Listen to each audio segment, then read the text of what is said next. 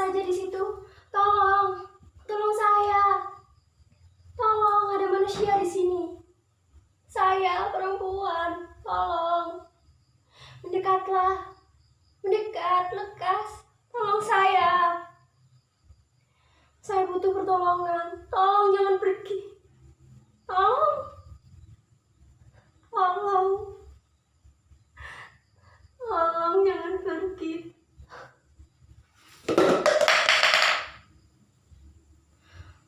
Tolong.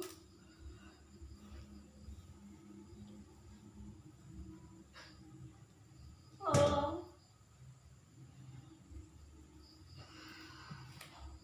Tidak ada yang sudi menolong saya. Tidak ada yang datang. Saya dilupakan. Sudah berapa lama saya di sini? Sudah berapa lama saya disiksa macam binatang? Apa saya binatang? 4 dinding ini hanya 1 jendela.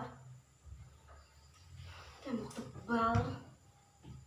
Tidak ada perabotan, hanya tikar dan bantal. Tidak ada selimut.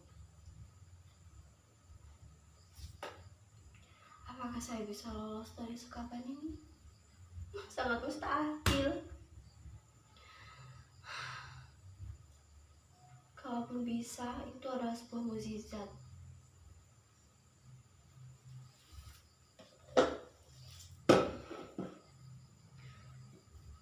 Mudasir? Kamu Mudasir? Bagaimana bisa masuk ke kamar ini, Mudasir? Kenapa? Tidak mengenal saya lagi. Saya Tika, istrimu. Dulu kamu mengantar saya ke Jakarta. Kita berpisah di Bandara Soekarno-Hatta, Cengkareng. Kamu bercerita di surat sehabis mengantar saya, kamu kembali ke desa, kembali ke kampung untuk mengurus sawah. Sampai setahun kita saling berkirim surat. Tapi sesudah musibah itu, surat-suratmu tak datang lagi.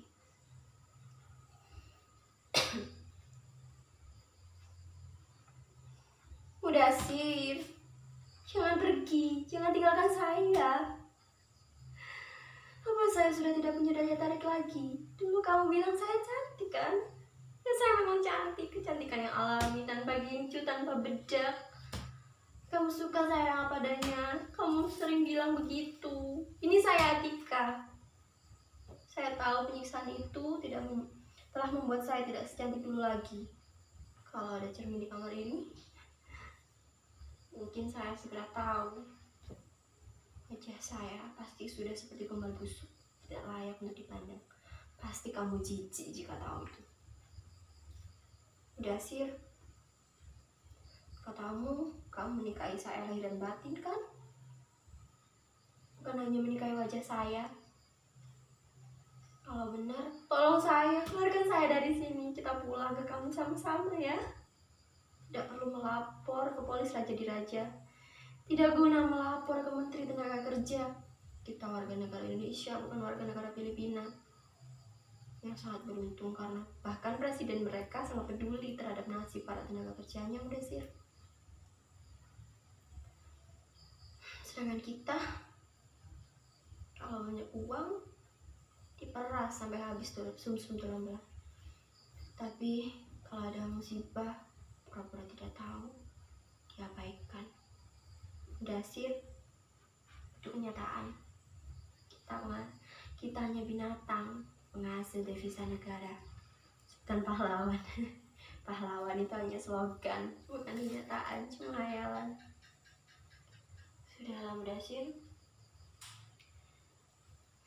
bicara tentang kekacauan penanganan, apalagi terhadap TKW seperti saya, pasti bikin dada seketika sesak. Lebih sesak lagi dada kita, karena kenyataan yang terang benderang itu tidak dianggap sebagai kenyataan. Mengapa? Karena mereka malas menanganinya. Tidak sudi tangan kotor dan energi dihamburkan. Lagi pula, perlu kemampuan diplomasi agar pejabat kita dihargai. Tapi kenyataannya, pejabat kita hanya menjadi bahan tertawaan karena dianggap malas, bodoh, dan sok pintar. Problem bahasa pun jadi hambatan. Mana mungkin bisa menang jika pembahasan hanya menggunakan bahasa Tarsan.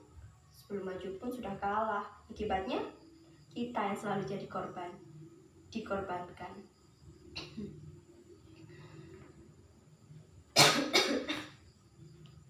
Mudasir, kemarilah mendekat agar kita bisa saling menyentuh.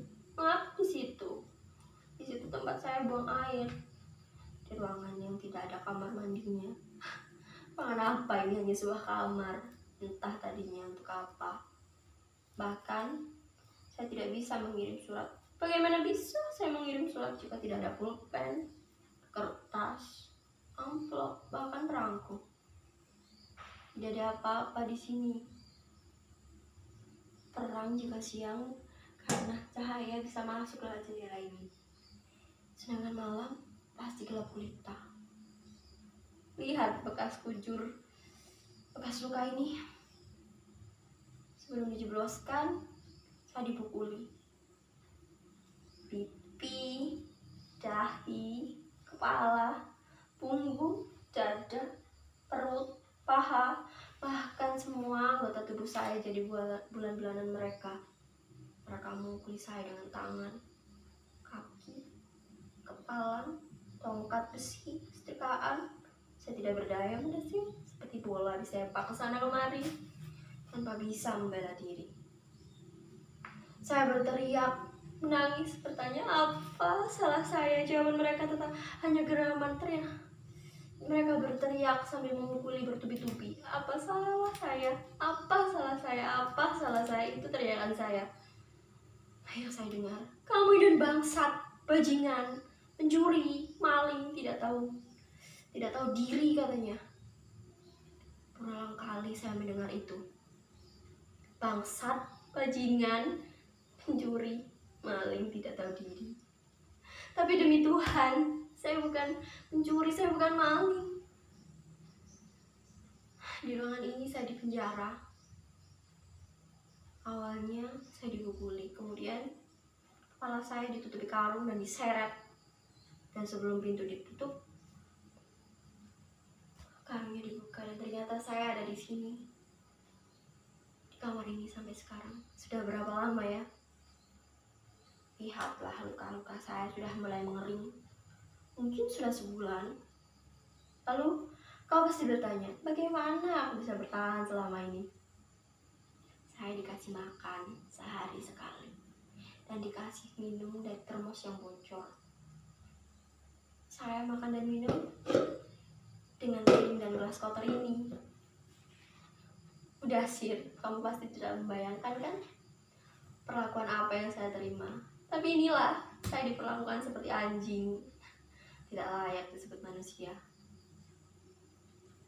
Tapi Mudasir, demi Tuhan saya bekerja. Saya memperoleh upah karena saya bekerja. Saya bukan pemalas. Saya mengelap perabotan, saya mencuci, menyapu, mengepel, saya menyetrika, memasak, mengurus tanaman. Semua saya lakukan sendiri di rumah sebesar ini. Saya baru selesai melakukan semua pekerjaan sekitar jam 9 malam, Mudasir. Tapi kadang-kadang jika ada tamu, saya bisa memasak di malam hari, bahkan sampai tengah malam, karena mereka berniat untuk makan malam. Tidak apa, semua saya lakukan dengan gembira dan ikhlas. Saya tahu diri sebagai seorang pelayan yang datang dari tanah seberang. Saya tidak boleh menuntut apapun. Saya harus bekerja dengan rajin, tidak mengeluh. Semua kondisi harus saya terima. Setahun pertama saya terima gaji, dan kamu tahu sendiri Mudasir, saya mengirimnya ke kampung. Kalian menerima kiriman ringgit dari saya. Kamu juga menabungkan dengan uang itu. Saya bertekad di kontrak kerja saya yang 5 tahun ini, nanti di penghujung tahun kelima, saya pulang membawa ringgit yang sebanyak-banyaknya, Mudasir. Mungkin agar kita bisa membeli sepetak sawah untuk modal biaya hidup kita di masa depan. Pada bulan 13 majikan lelaki saya, datangi saya. Nampak mabuk dia. Waktu itu sekitar pukul 11. Ya, saya ingat. Punya majikan dan anak-anaknya tengah menginap di rumah saudara di kota. Jadi saya hanya berdua. Lalu majikan laki-laki saya masuk ke kamar ini. Tidak, dulu aku tidak di sini. Masuk ke kamar saya. Dia duduk di kepala ranjang sambil menatap saya. Saya balik menatapnya dengan heran mendesir. Saya tidak sempat bertanya, bahkan tidak berani. Tapi sebagai perempuan, naluri saya bilang ada sesuatu yang tengah menggodanya. Saya ketakutan waktu itu mendasir. Keringat dingin mengucur deras. Kemudian dia berbaring dengan isyarat tangan, menyuruh saya berbaring di sampingnya. Saya menggelengkan kepala. 2 kali dia memberi isyarat seperti itu, dan saya tetap menggelengkan kepala. Lalu dia bangkit. Saya pikir dia akan menerkam saya, mudasir. Saya sudah siaga, bahkan saya waktu itu sudah berniat untuk memukulnya jika sewaktu-waktu dia menerkam saya. Tapi untunglah dia berdiri hanya menatap saya, walaupun tetap dengan tatapan nyala. Berjalan menuju pintu, membuka pintu, menutupnya lagi, dan saya mendengar suara langkah menjauh. Saya menghela nafas panjang dan menangis. Saya bersyukur kepada Tuhan karena malam itu tidak terjadi apa-apa. Saya selamat dari pemerkosaan majikan saya. Saya menangis sampai subuh setelah saya mengunci pintu. Saya menangis. Mudasir, saya baru sadar. Mungkin itulah satu-satunya kesalahan saya, menolak hajat majikan saya. Makanya saya ditendangi, dipukuli, disiksa macam binatang. Siksaan memang tidak segera saya alami. Pada bulan ke-13 masih berjalan normal. Tapi di bulan ke-16 majikan lelaki saya mengeluh kehilangan uang. Lalu siapa lagi kalau bukan saya yang dituduh? Pelayan yang miskin, indon lagi, pasar. Pasti mereka berpikir bahwa saya setara anjing. Pukulan, tamparan, tendangan saya terima. Tapi demi Tuhan saya tidak mencuri. Saya rajin sembahyang. Saya selalu ingat surga dan neraka, mudasir. Saya takut hukuman akhirat. Dan saya sangat percaya kepada hukum sebab akibat. Pada bulan ke-16, anak laki-laki majikan saya mengeluh kehilangan uang. Begitu pula anak perempuan mereka. Terus seperti itu. Dan saya yang menanggung akibatnya, mudasir. Saya dipukuli lagi bertubi-tubi dengan setrikaan panas. Waktu itu saya sedang menyetrika. Dan saat dipukul dengan setrikaan panas itu, saya berteriak kesakitan pada hari itu. Dan saat itu pula saya dihajar, diseret, dan disekap di sini.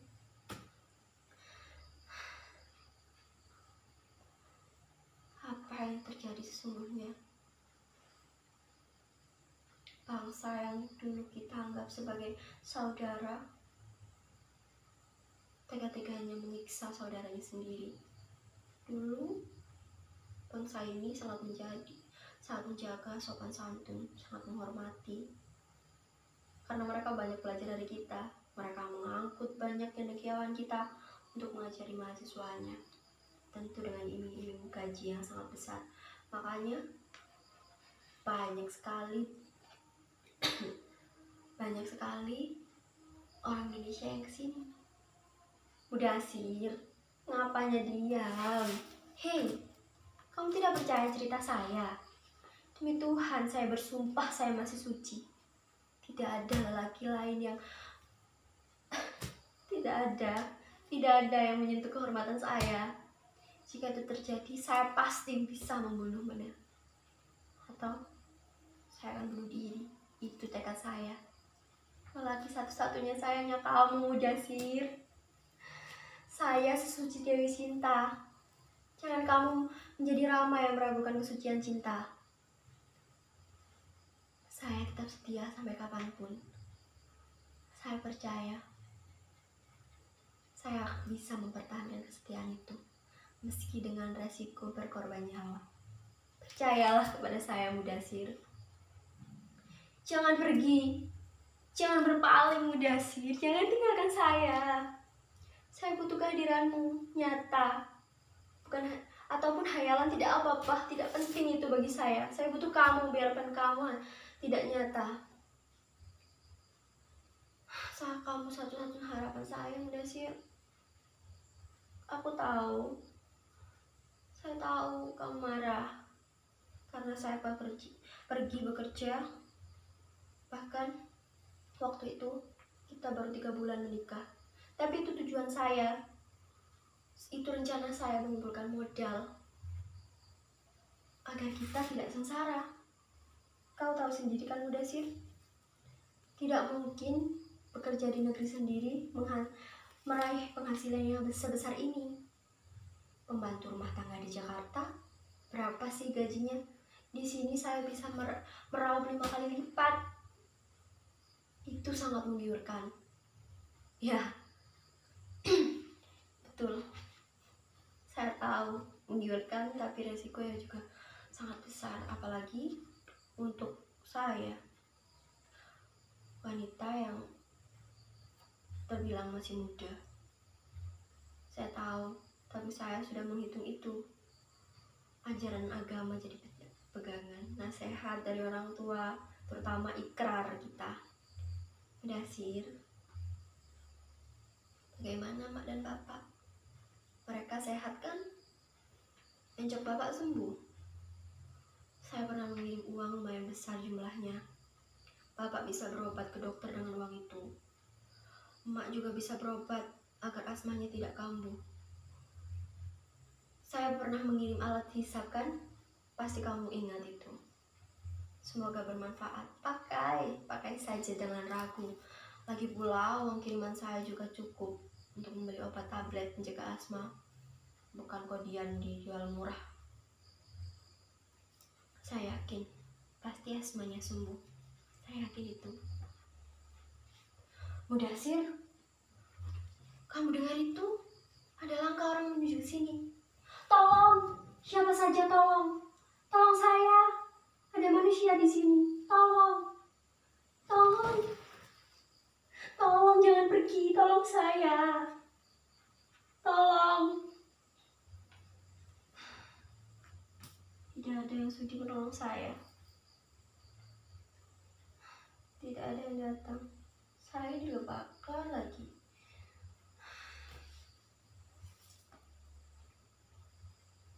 Mudasir, Mudasir, kamu di mana? Kamu juga pergi, Mudasir?